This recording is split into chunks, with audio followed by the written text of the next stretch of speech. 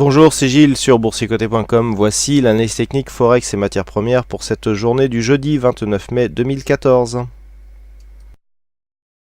Nous commençons cette analyse par la paire de devises euro-dollar, donc sur laquelle nous avons toujours ici ce biais baissier qui est en train de continuer. Si on se rapproche, on peut constater que les points hauts ici viennent chercher la moyenne mobile 20 exponentielle pour ensuite aller retester la bande de Bollinger inférieure. Donc on est bien ici dans une phase de continuité qui prend sa source ici sur cette première dynamique qui a suivi donc le dernier discours de Mario Draghi en ce début de mois de mai. Donc pour l'instant, nous sommes sur les signes de continuité. L'objectif que je vous avais indiqué, 1,3579, est en passe d'être atteint. En dessous, nous sommes à 1,3535 pour le prochain objectif. Et je dirais que tant que les cours ne remontent pas au-delà des 1,3670, eh bien il n'y a pas de remise en cause de cette tendance baissière. Donc on est ici bien dans une phase de continuité court terme qui est en train de réimpulser eh bien une dynamique baissière à cette tendance moyen terme, puisque nous avons ici ce point bas significatif qui est cassé depuis maintenant quelques jours et qui nous donne ici une amplitude de cassure qui commence à être relativement intéressante, en tout cas pour pouvoir valider un retournement de cette tendance moyen terme. Et nous continuons par le dollar-yen avec ici une fausse cassure qui finalement avait été bien sentie. Alors je vous avais dit qu'on avait ici un signal de cassure, dans un premier temps était très propre. Puis hier on avait joué ici l'invalidation donc pour repartir ici à la baisse. Et bien c'est tout à fait ce qui s'est passé. On est revenu chercher ici une zone qui était une zone oblique. Alors je vais élargir puisque c'est assez intéressant. On a eu ici sur cette phase une phase de cassure. On est venu chercher ici une zone de point bas qui était une zone de point bas significative. C'est très technique ce qui se passe en ce moment sur le dollar yen. Voilà. Point bas significatif était ici. On est venu le retester ici. Et suite à cela, on a marqué ici un mouvement de cassure. Donc qui a avorté, mais ça on ne le sait que depuis peu. Par rapport à cette résistance baissière. Si on se rapproche donc, on a une séquence qui est tout à fait particulière. Puisqu'on vient ici valider un contact avec un point bas. On reste quand même sur un biais baissier court terme puisque le précédent point bas se situait ici sur cette zone à 101.33. On vient tester ici une zone horizontale que l'on commence à casser. On commence à casser la zone oblique et puis on réintègre. Regardez sur quoi on rebondit.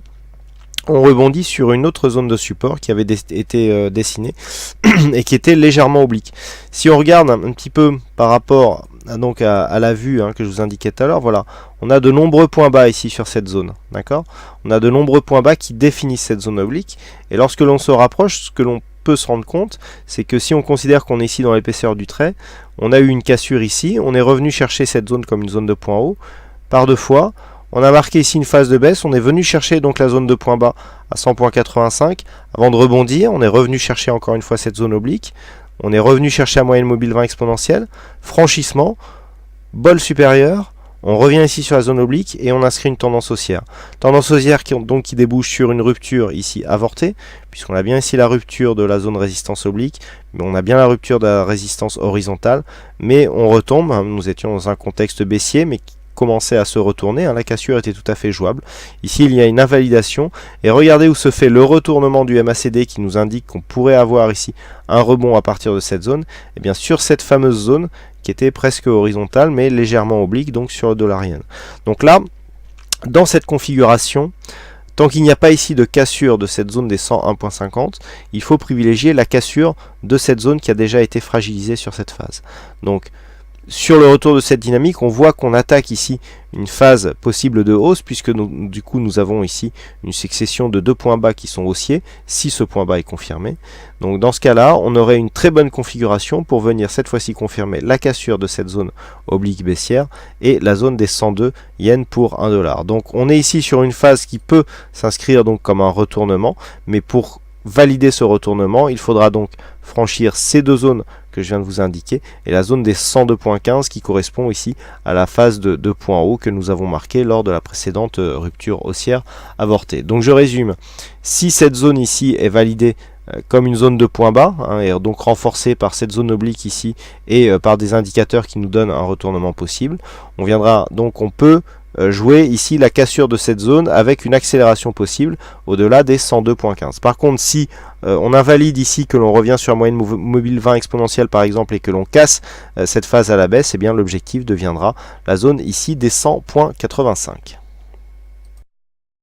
Et enfin sur l'or, eh bien le mouvement impulsé précédemment continue à nous donner une dynamique. Alors l'or continue à baisser, on se rapproche ici des 1250 $ l'once.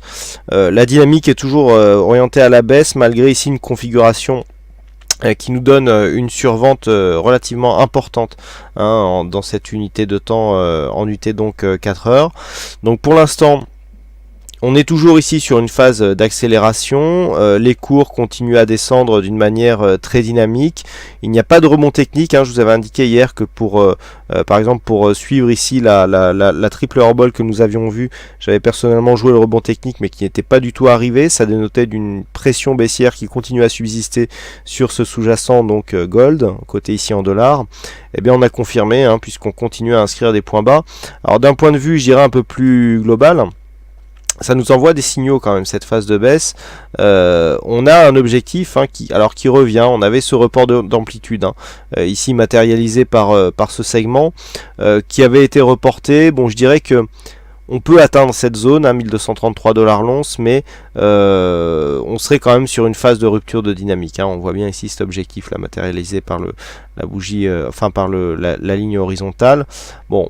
Il faudrait déjà casser cette zone ici, les 1240 $ l'once. C'est le prochain objectif que nous avons d'un point de vue des supports horizontaux, avec ensuite donc cet objectif technique à 1233. Mais là clairement, depuis la rupture de ce retracement des 61,8%, c'est la zone des 1187 $ l'once qui est en train d'être visée d'un point de vue moyen-long terme. Et si cette zone venait à être atteinte, eh bien nous aurions une neutralisation de la tendance moyen-long terme, puisque je vous rappelle que nous sommes sur une séquence ici qui avait vu une cassure de cette zone de résistance moyen-long terme, avec ici un nouveau plus haut inscrit par rapport à la tendance moyen terme, puisque nous avions ici un plus haut aux environs des 1360 $ l'once, et on était venu ici inscrire un plus haut légèrement supérieur, puisqu'il s'inscrivait ici quasiment à 1390 $ l'once, on était à 1388 environ, et bien sûr il fallait entendre 1360 tout à l'heure pour le précédent point haut que nous avions là.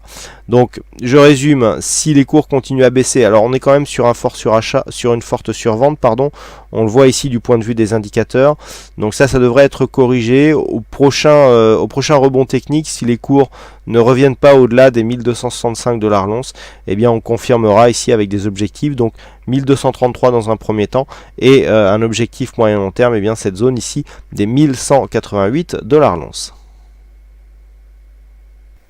Voilà ce que nous pouvons dire sur ces analyses techniques Forex et matières premières. Il ne me reste plus qu'à vous souhaiter à toutes et à tous une bonne soirée, bonne chance au prochain trade, et on se retrouve donc dès demain pour d'autres analyses techniques en vidéo. Bonsoir à tous.